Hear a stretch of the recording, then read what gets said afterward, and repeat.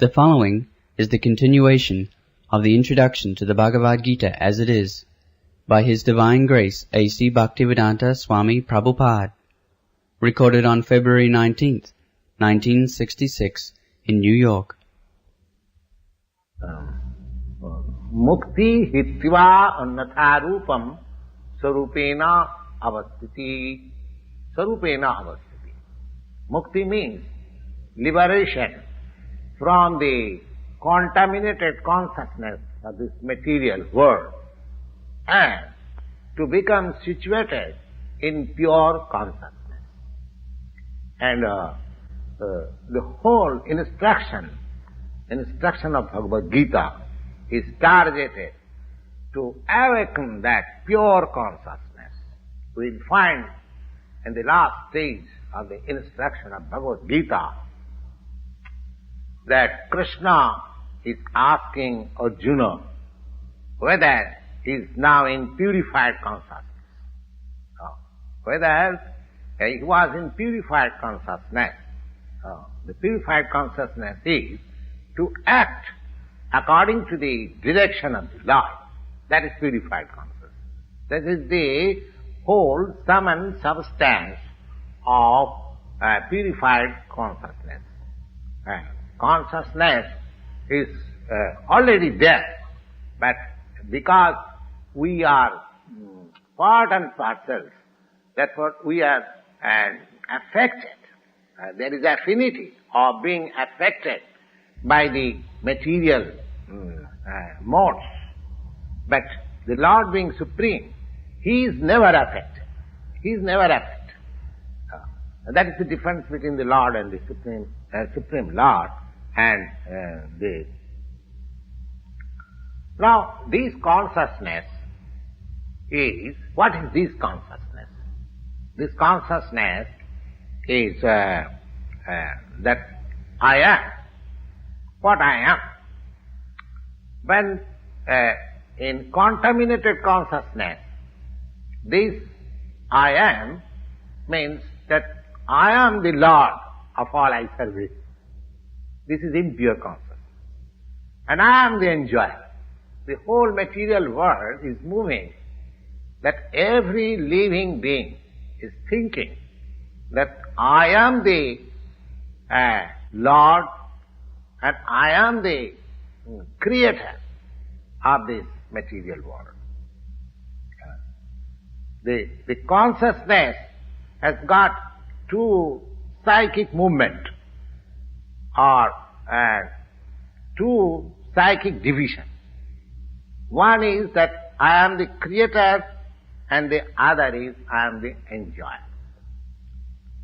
So, the Supreme Lord is actually the creator and He is actually the enjoyer.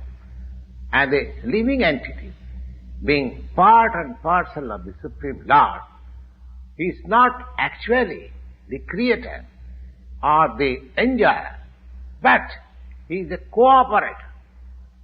Just like the whole machine, the part of the machine is a cooperator. Is a cooperator. Or if we can study just the constitution of our body. Now, in the body, there are hands, there are legs, there are eyes, and all these instruments working. But all these parts and parcels of the body, they are not enjoyer. The stomach is the enjoyer. The leg is moving from one place to another. The hand is collecting. The hand is preparing foodstuff. And the teeth is chewing. And everything, all parts of body are engaged in satisfying the stomach. Because the stomach is the principal fact within the organization of this body, and everything should be given to the stomach. Pranopaharat jathendriyana. Just like you can see a tree green by pouring water in the root, or you can become healthy.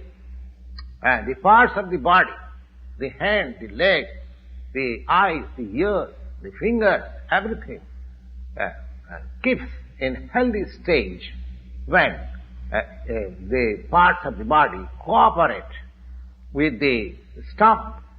Similarly, the Supreme Living Being, the Lord, He is the enjoyer. He is the enjoyer. And He is the creator. And we, subordinate living beings, the products of the energy of the Supreme Lord, we are just to cooperate with Him. That cooperation will help. Just for example, a good foodstuff taken by the fingers, if the fingers think that why should we give it to the stomach? Let us enjoy. No. That is a mistake. The fingers are unable to enjoy. If fingers want the fruit of enjoyment of that particular foodstuff, the fingers must put it into the stomach. So the whole arrangement is that the central figure of creation, the central figure of enjoyment is the Supreme Lord. And the living entities, they are simply cooperate. By cooperation they enjoy. The relation is just like the master and the servant. If the master is satisfied, if the master is fully satisfied, the servants are automatically satisfied. That is the law. Similarly, the Supreme Lord should be satisfied, although the tendency for becoming a creator and the tendency to enjoy this material world is there also in the living entities, because it is there in the Supreme Lord. He has created the manifested cosmic world. Therefore, we shall find in this Bhagavad Gita that the complete whole comprising the Supreme Controller, the controlled living entities, the cosmic manifestation, the eternal time, and the activities, all of them are completely explained. So, the whole thing taken together completely is called the Absolute Truth. The complete whole, or the Supreme Absolute Truth, is therefore the complete personality of Godhead, Sri Krishna. As we have explained, that the manifestations are due to his different energies, and he is the complete whole. The impersonal Brahman is explained in the Bhagavad Gita, that impersonal Brahma is also subordinate to the complete person. Brahmanaham pratishtha. Impersonal Brahma is also, the impersonal Brahma is more explicitly explained in the Brahma Sutra as the rays, as there is the rays of the sunshine, sun planet. Similarly, the impersonal Brahma is the shining rays of the Supreme Brahma, or the Supreme Personality of God. Therefore, impersonal Brahma is incomplete realization of the absolute complete whole, and so also the conception of Paramatma. These things are also explained. Purushottam Yoga. When we shall read the chapter of Purushottam Yoga, it will be seen that the Supreme Personality, Purushottam, is above the impersonal Brahma and partial realization of Paramatma. The Supreme Personality of Godhead is called Satchidananda Vigraha. In the Brahma Samhita, the beginning is started like this. Ishara Parama Krishna Satchidananda Vigraha Anadi Radi Govinda Sarvakarana Karana. Govinda, Krishna, is the cause of all causes. He is the prime Lord. So, the Supreme Personality of Godhead is Satchidananda Vigraha. Impersonal Brahman realization is the realization of his Sat part, eternity. And Paramatma realization is the realization of Satchit, eternal knowledge, part realization. But realization of the personality of Godhead as Krishna is realization of all the transcendental features like Sat, Chit and Ananda in complete Vigraha. Vigraha means form. Vigraha means form. Abhaktam bhaktimapannam mannati mam abuddhaya. People with less intelligence, they consider the Supreme Truth as impersonal. But he is a person, a transcendental person. This is confirmed in all Vedic literature. Nitya, Nityanam, Chetana, Chetananam. So, as we are also persons, individual living beings, we are persons, we have got our individuality. We are all individual. Similarly, the Supreme Truth, the Supreme Absolute is also the ultimate issue. He is a person. But realization of the personality of Godhead is realization of all the transcendental features like Sat, Chit and Ananda in complete Vigraha. Vigraha means form. Therefore, the complete whole is not formless. If he is formless or if he is less in any other thing, he cannot be complete whole. The complete whole must have everything within our experience and beyond our experience. Otherwise, he cannot be complete. The complete whole personality of Godhead has immense potencies. Parasa Shakti Vividhaiva Sriyate. That is also explained in Bhagavad Gita. How he is acting in different potencies. This phenomenal world, or the material world, where we are now put, is also complete by itself, because Purnamidam. The 24 elements of which, according to Sankhya philosophy, the 24 elements of which this material universe is a temporary manifestation, are completely adjusted to produce complete things which are necessary for the maintenance and subsistence of this universe.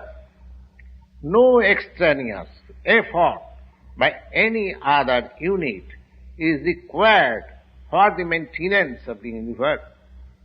It has its own time fixed up by the energy of the complete whole, and when the time is complete, these temporary manifestations will be annihilated by the complete arrangement of the complete. There is complete facility for the small complete units, namely the living entities, to realize the complete. And all sorts of incompleteness is experienced on account of incomplete knowledge of the complete. So, the Bhagavad Gita is the complete knowledge of the Vedic wisdom. The whole Vedic knowledge is infallible. The there are different examples how we take Vedic knowledge as infallible. Take for example, so far the Hindus are concerned and how they accept the Vedic knowledge as complete. Here is an insignificant example. Just like the cow dung. The cow dung is the stool of an animal. According to Smriti or Vedic wisdom, if one touches the stool of an animal, he has to take his bath to purify himself. But in the Vedic scriptures, the cow dung is stated as pure. Rather, impure place or impure things are purified by touch of the cow dung. Now, if one argues how it is that in one place it is said that the stool of the animal is impure, in another place it is said that the cow dung, which is also the stool of an animal, it is pure.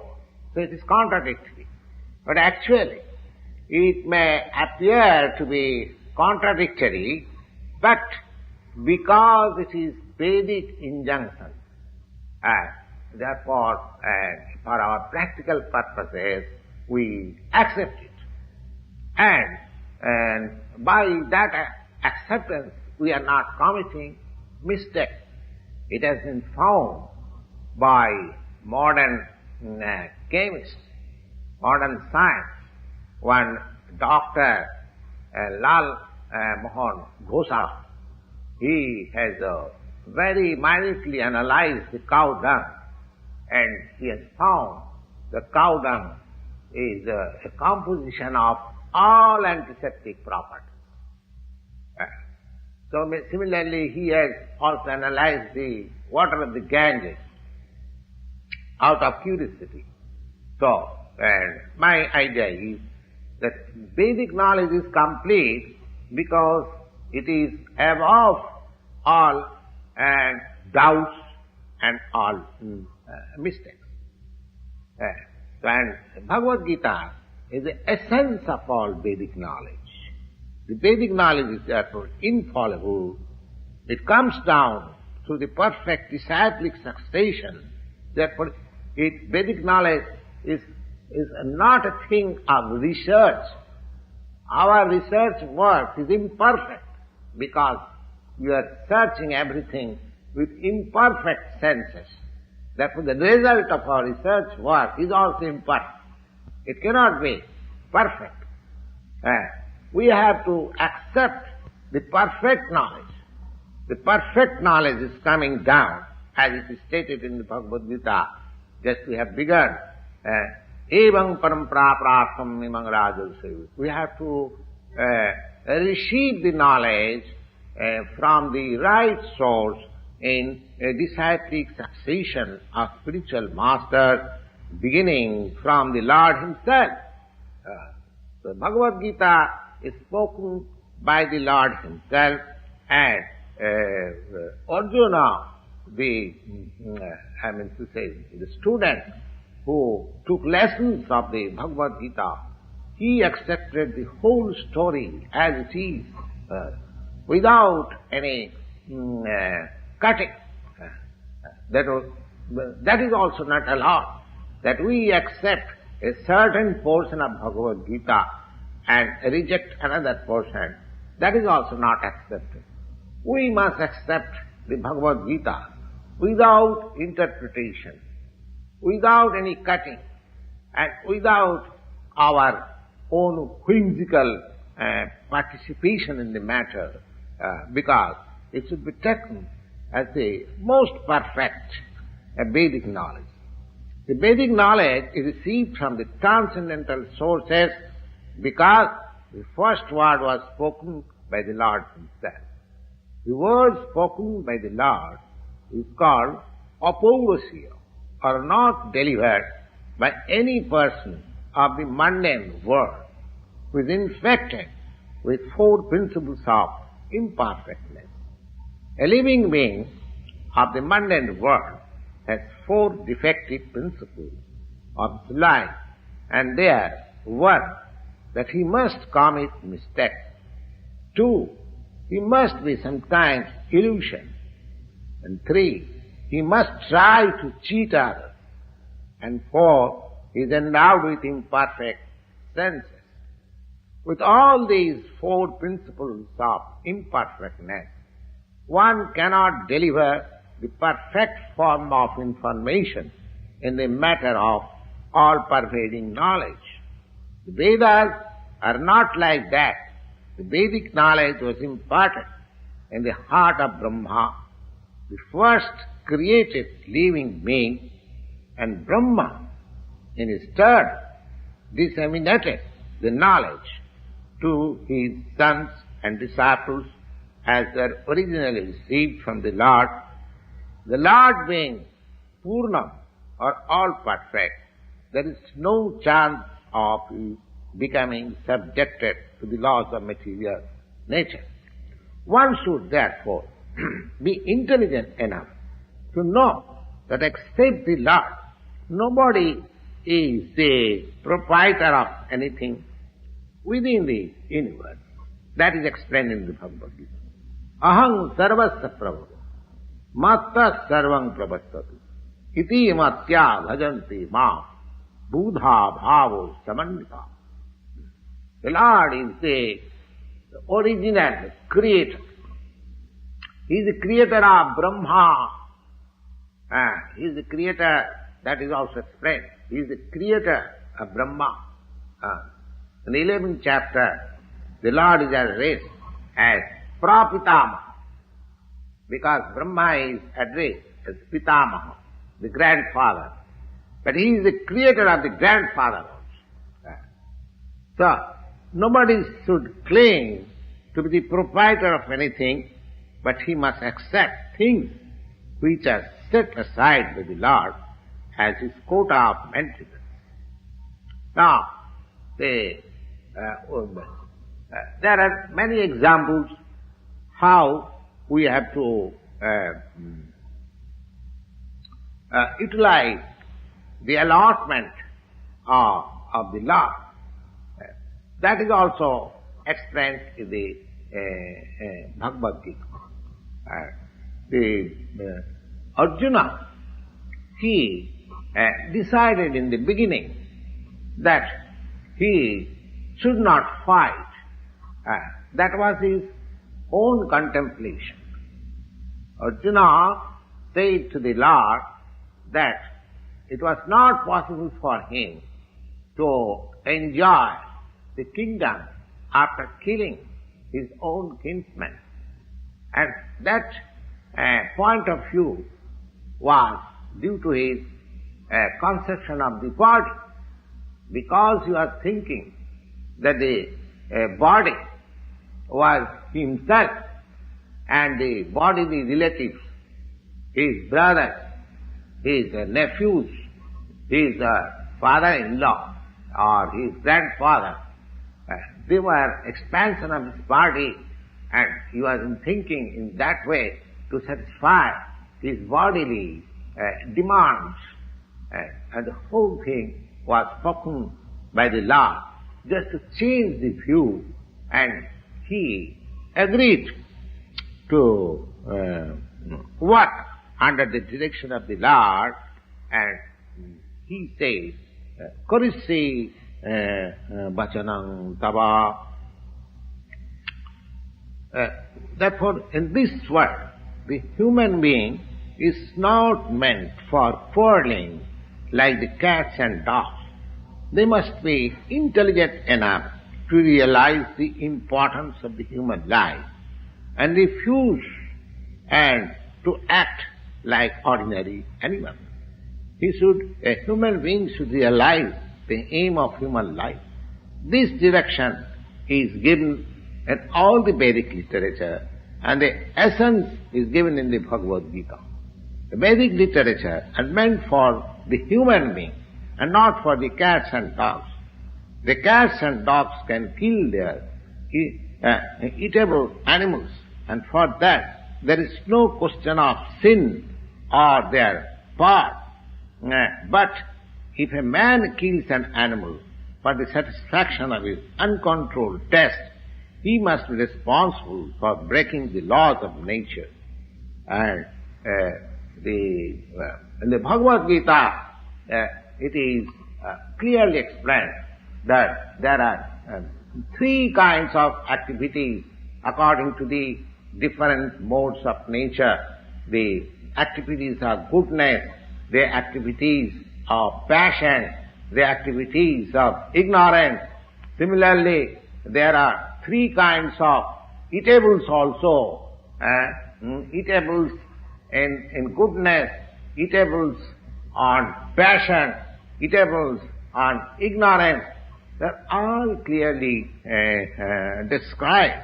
And if we properly utilize the instructions of the Bhagavad Gita, then our whole life will become purified, and ultimately we shall be able to reach the destination. Jadgatyana nivartanti tadhama paramam mama. That information is given in the Bhagavad Gita. That beyond this spiritual material sky, there is another spiritual sky that is called Sanatana sky. In this sky, this covered sky, we find everything temporary. It is manifested. It stays for some time, gives us some byproduct, and then it becomes dwindling and then vanishes. That is the law of this material world. You take this body, you take a fruit or anything, what is created here, it has got its annihilation at the end. So, beyond this temporary world, there is another world for which the information is there. The parastasmatu bhava anya. There is another nature which is eternal, sanatana, which is eternal. And the jiva, jiva is also described as sanatana. Mavimangsa jiva bhuta jiva loka sanatana. Sanatana. Sanatana means eternal. And the Lord is also described as Sanatana in the 11th chapter. So, because we have got intimate relation with the Lord, and we are all qualitatively one, the Sanatana Dham and the Sanatana Supreme Personality and the Sanatana living entities, they are on the same qualitatively plane. Therefore, the whole target of Bhagavad Gita is to revive our Sanatana occupation, Sanatana, that is called Sanatana Dharma, or eternal occupation of the living entity. We are now temporarily engaged in different activities, and all these activities being purified. When we give up all these temporary activities, sarva dharman paristajya, Sanatana Dharma, as mentioned above, that the Supreme Lord is Sanatana, and the transcendental abode, which is beyond the spiritual sky, that is also Sanatana. And the living entities, they are also Sanatana. So association of the Sanatana Supreme Lord, Sanatana living entities in the Sanatana eternal abode is the ultimate aim of human form of life. The Lord is so kind upon the living entities because the living entities have claimed to be all sons of the Supreme Lord. This Lord declares to reclaim the conditioned souls, and therefore Sanatana Dharma does not mean any sectarian process of religion. It is the eternal function of the eternal living entities in relationship with the eternal Supreme Lord. So far Sanatana Dharma is concerned, it means the eternal accretion.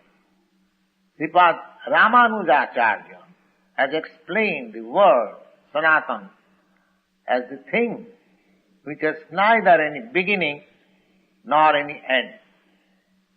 And when we speak of Sanatana Dharma, we must take it for granted on the authority of Sripad Ramanujacharya that it has no beginning nor any end.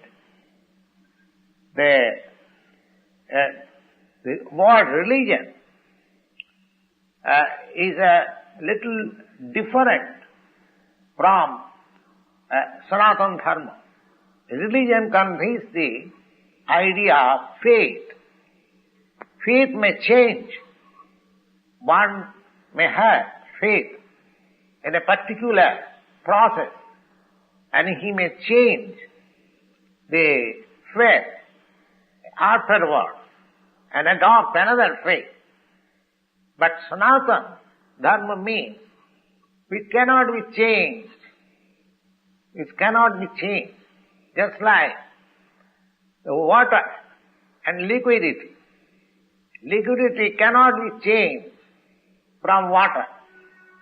Heat and fire. Heat cannot be changed from fire.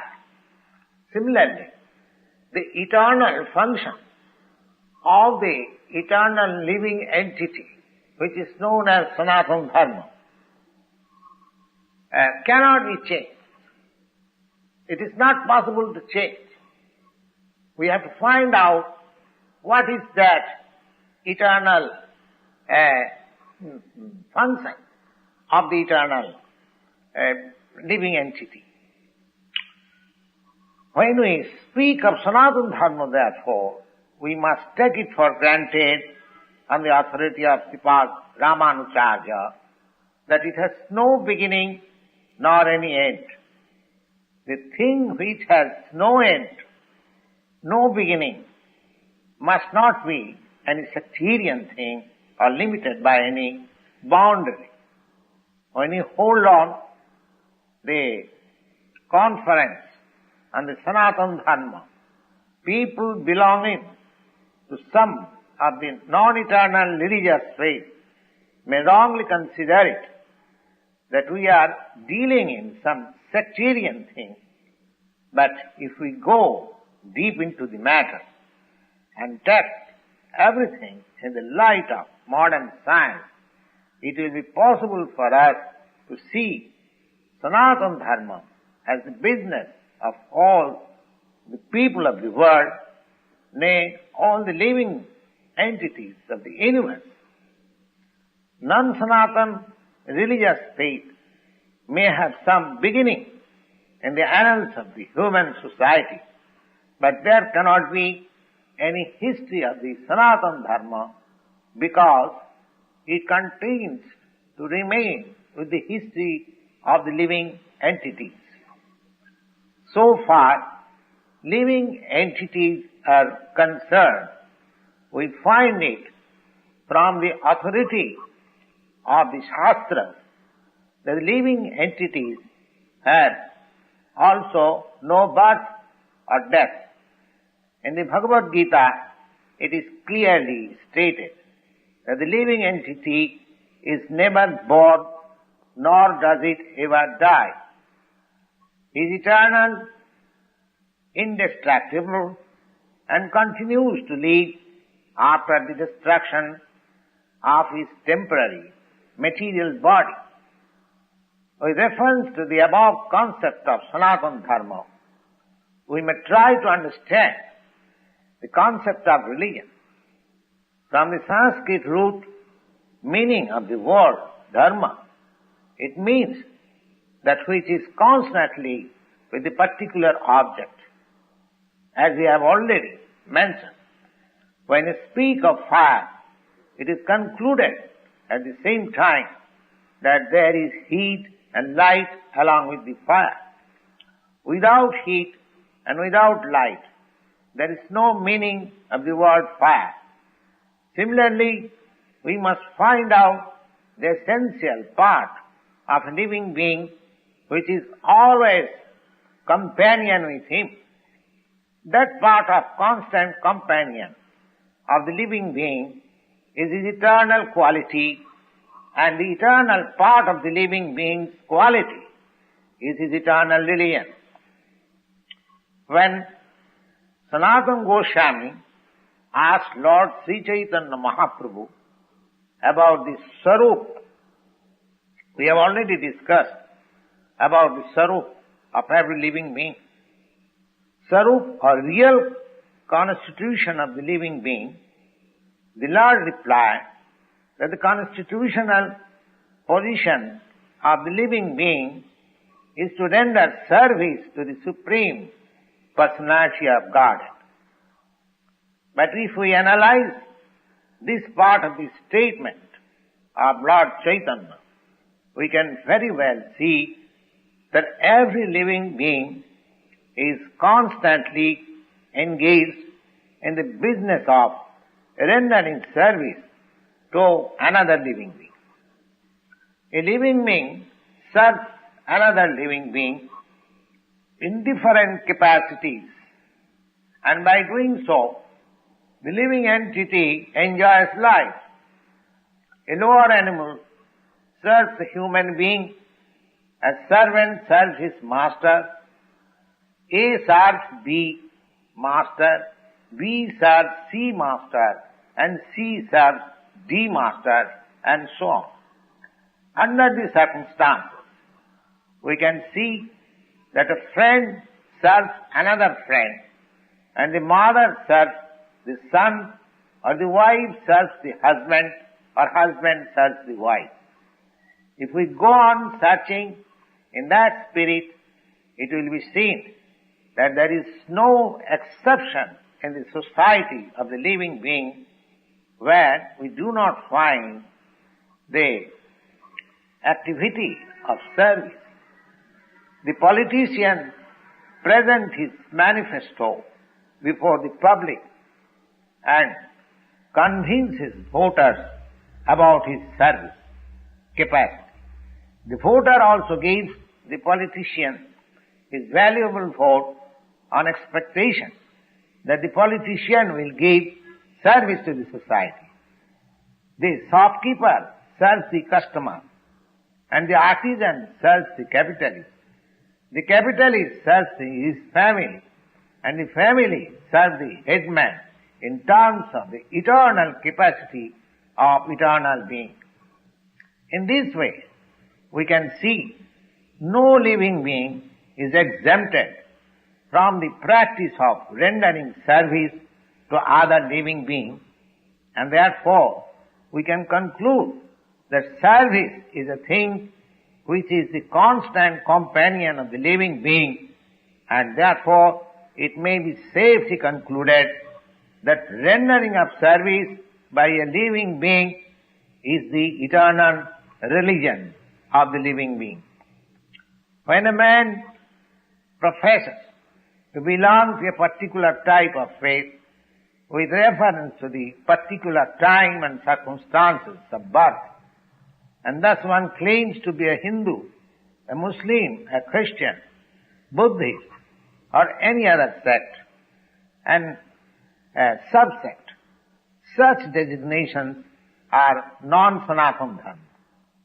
A Hindu may change his faith to become a Muslim, or a Muslim may change his faith to become a Hindu or a Christian etc. But in all circumstances, such change of religious faith does not allow a person to change his eternal engagement of rendering service to others. A Hindu or a Muslim or a Christian, in all circumstances, he is servant of somebody. And thus to profess a particular type of faith is not to be considered as Sanatana Dharma, but the constant companion of the living being, that is rendering of service, is the Sanatana Dharma. So, factually, we are related in the service relationship with the Supreme Lord. The Supreme Lord is the supreme enjoyer, and we, living entities, are eternally His supreme servitors. We are created for His enjoyment. And if we participate in that eternal enjoyment with the Supreme Personality of Godhead, that makes us happy, not otherwise. Independently, as I have already explained, that independently, any part of the body, the hand, the feet, the fingers, or any part of the body, independently cannot be happy without cooperation with the stomach. Similarly, the living entity can never be happy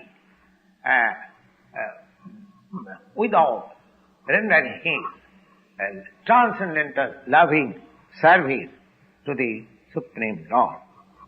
Now, in the Bhagavad Gita, the worship of different demigods is not approved. It's not approved because it is said in the Bhagavad Gita, 7th chapter, 20th verse, the Lord says, Kamastasya hitagyana prapaddanti annadevataha. Kamastasya hitagyana. Those who are drifted by lust, only they worship the demigods other than the Supreme Lord, Krishna. We also may remember that when you speak of Krishna,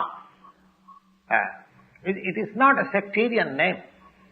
The Krishna name means the highest pleasure.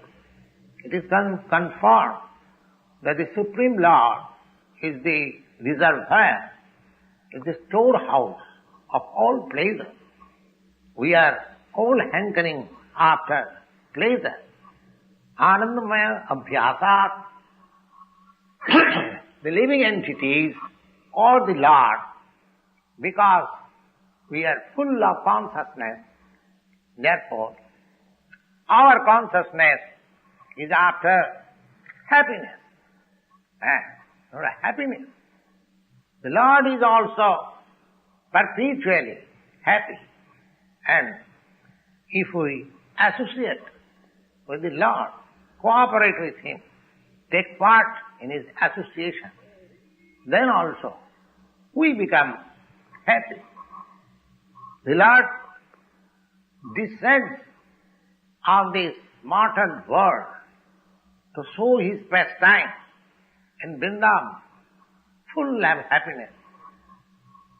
When Lord Sri Krishna was in Vrindavan, his activities with his cowherd boy friends, with his dancers, with his damsel friends, and with the inhabitants of Vrindavan, and his occupation of cow herding in his childhood, and all these pastimes of Lord Krishna was full of happiness.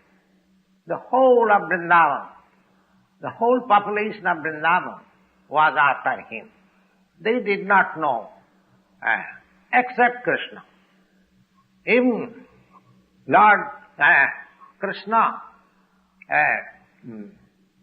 restricted his father, Nanda Maharaj, in worshipping the demigod Indra, because he wanted to establish that people need not worship any other demigod except the Supreme Personality of God. Because the ultimate aim of life is to return to the abode of the Supreme Lord. The abode of Lord Krishna is described in the Bhagavad Gita, 15th chapter, 6th verse. Natad bhasayati surya na sasanka na pavakaha jadgatya na nivartante tadhyamam paramam mama. Now, the description of that eternal sky, when we speak of sky, because we have material conception of the sky,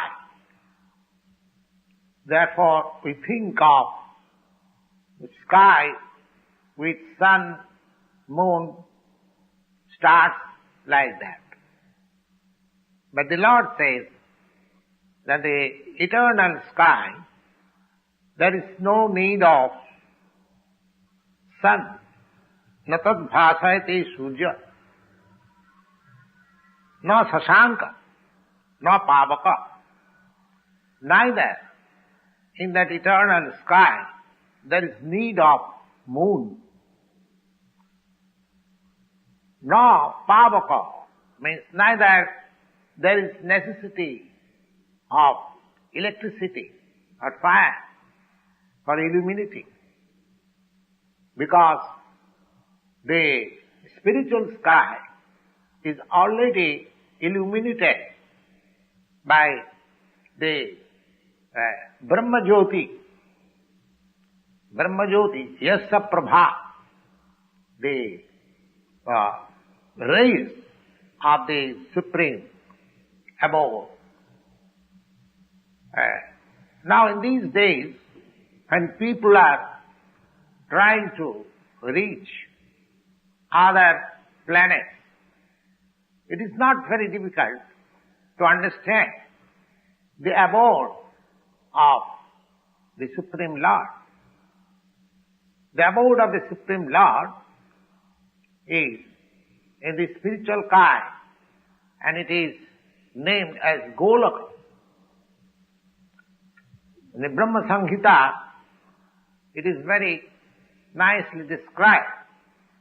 Golaka eva nivasati akhila atma bhuta. The Lord, although resides eternally in his abode, Golaka, still he is akhila atma bhuta. He can be approached from here also. And the Lord therefore comes to manifest his real form, Satchidananda Vigraha, so that we may not have to imagine. There is no question of imagination. The Lord's presence, by his causeless mercy, he presents himself in his Shyama Sundara. Unfortunately, people with less intelligence deride at him. Avajananti mang moodha. because the Lord comes as one of us and just like plays with us as a human being. Therefore we need not consider that Lord is one of us. It is His omnipotency that He presents Himself with His real form before us and displays His pastimes, just the prototype of His abode. So that abode of Lord, there are innumerable planets also in that Brahma Jyoti. Just like we have got innumerable planets floating on the sun rays. Similarly, in the Brahma Jyoti, which is emanating from the abode of the Supreme Lord, Krishna Loka, Goloka, Ananda Chinmaya Rasa Pratibhavitavi. All those planets are spiritual planets. They are Ananda Chinmaya. They are not material planets. So, the Lord says, na tad bhasayati sujja, na sasanka na pava, jadgatya na nivartante, tadhyama paramangama. Now, anyone who can approach that spiritual sky will not be required to come back again in this material sky. So long we are in the material sky, what to speak of approaching the moon planet? The moon planet, of course, is the nearest planet, but even we approach the highest planet, which is called Brahmaloka. There also we have the same miseries of material life. I mean to say, the miseries of birth, death, old age, and diseases. No planet in the material universe is free from the four principles of material existence. The Lord therefore says in the Bhagavad Gita, Abrahma bhuvanan lokan punaravartinajyo. The living entities are traveling from one planet to another. It is not that we can simply go to other planets by the mechanical arrangement of the Sputnik. Anyone who desires to go to other planet, there is process. Janti deva brata devan pitrim janti pitri brataha. If anyone wants to go to any other planet, say moon planet, we need not try to go by the Sputnik. The Bhagavad Gita instructs us, Janti deva brata devan. These moon planets or sun planets or the planets above these Bhuloka, they are called Sargaloka. Sargaloka, Bhuloka, Bhuvarloka, Sargaloka. They are different status of planets. So, Devaloka, they are known just like that. The Bhagavad Gita gives a very simple formula that you can go to the higher planets, Devaloka,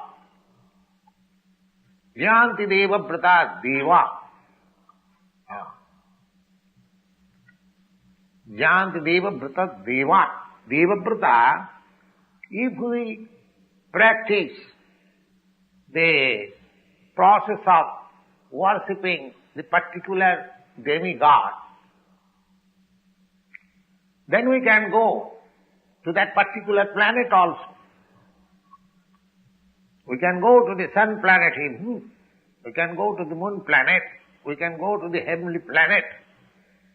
But Bhagavad Gita does not advise us to go to any one of these planets in the material world.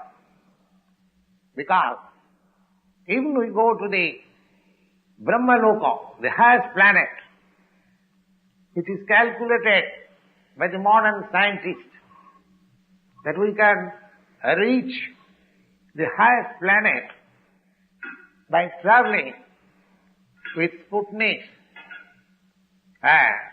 for 40,000 of years. Now, it is not possible to live 40,000 of years and reach the highest planet of this material universe.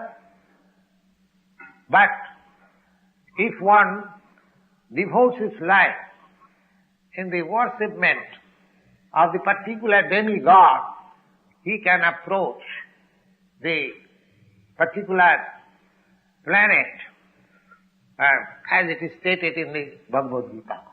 Janti deva vrata devan. Pitrin janti pitri vrata. Similarly, there is pitri lok.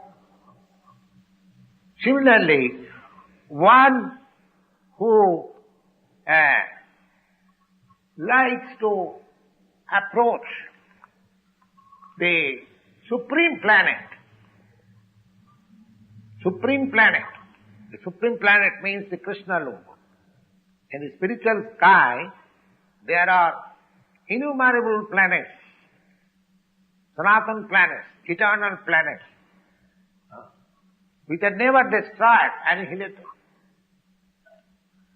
But of all those spiritual planets, there is one planet, the original planet, which is called Goloka Vrindavan.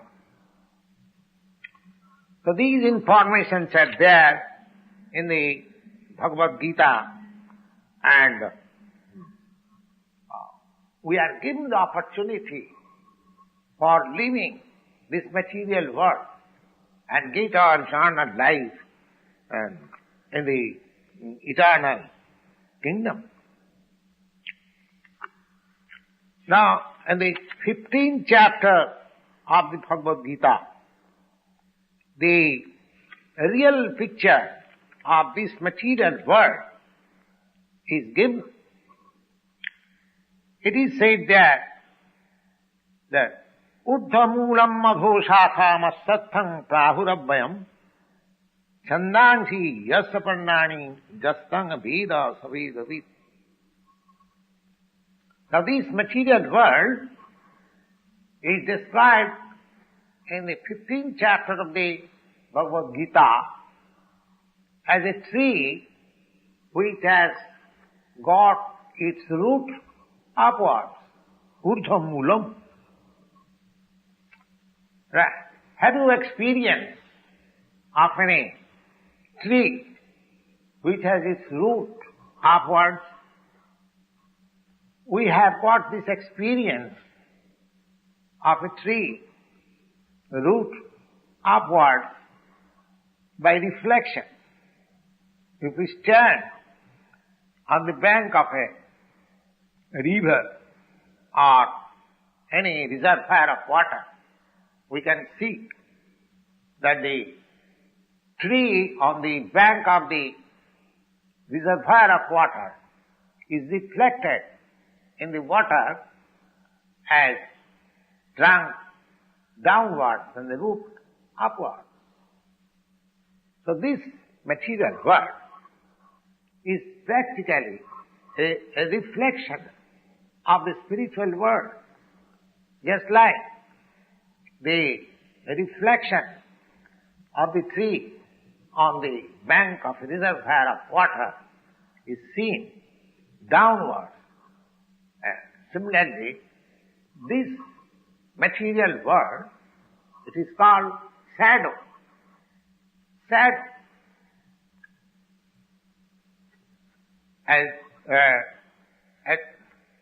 is in the shadow, there cannot be any reality.